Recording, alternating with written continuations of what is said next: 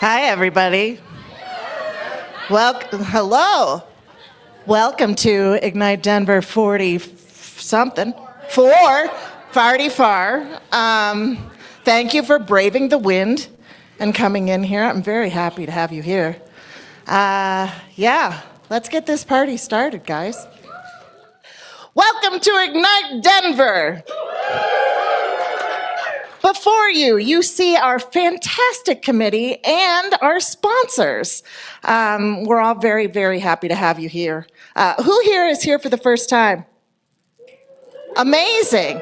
All right, so let me give you the lowdown. All of our speakers have 5 minutes to tell you about something wildly cool. 20 slides. They each advance every 15 seconds. That's why I have an hourglass there. Here's what you aren't going to hear, or hopefully what you aren't going to hear. We don't want our speakers selling you anything, not on stage, not off stage. You are here to be entertained, right? So keep that in mind. We sure will.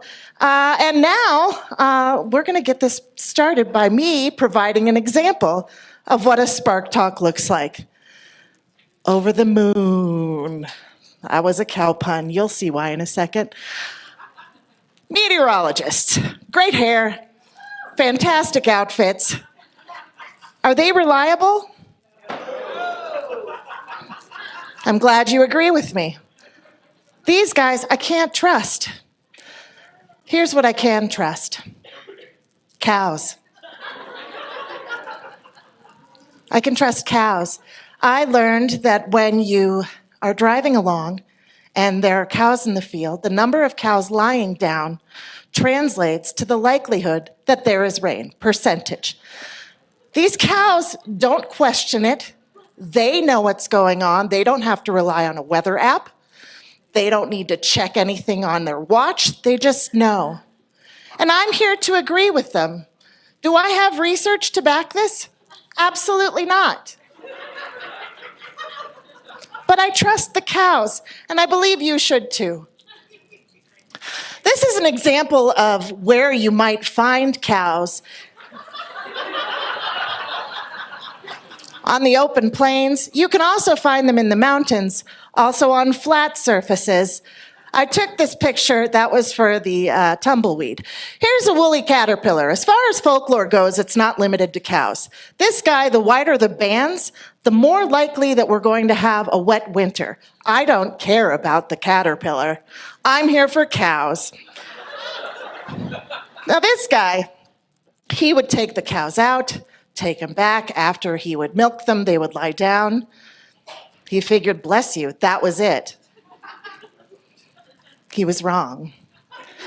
It actually turned out that both Great Britain and the United States reached this conclusion that the cows were right at the same time, and it was first documented in 1963.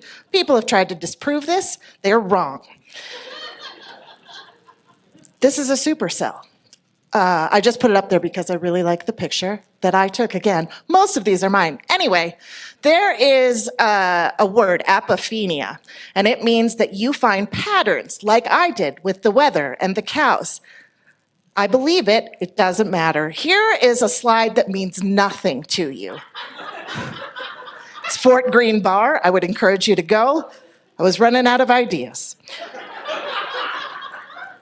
Now, again, driving along the road, I always make it a point to look to the left, look to the right, not look at my phone. No, I find out whether or not it's going to rain that way. And it gives me a sense of peace. I need the space to breathe. I need the ability to unplug and trust the cows because they're right. Just look at them. Aren't they stunning? They aren't going to lie to me. They aren't going to lie to you either. If you see a field with half of the cows lying down, get ready for rain, you guys. Good chance. You can just read that one. If I get overstimulated, whoa, damn, get out of the way. Cows, they're slow. They take their time. They aren't going to raise my blood pressure. They aren't. The wind will, but that's another talk for another day. So, when we're breathing slowly, disconnecting, not relying on the weather guys or apps, we're knitting. This is a cow hat that I knit. Again, it really has nothing to do with this other than it's a cow. I was supposed to sprinkle cow puns in throughout this, so we will move along now. Thank you. So that is the very low bar that I'm setting so that you are familiar.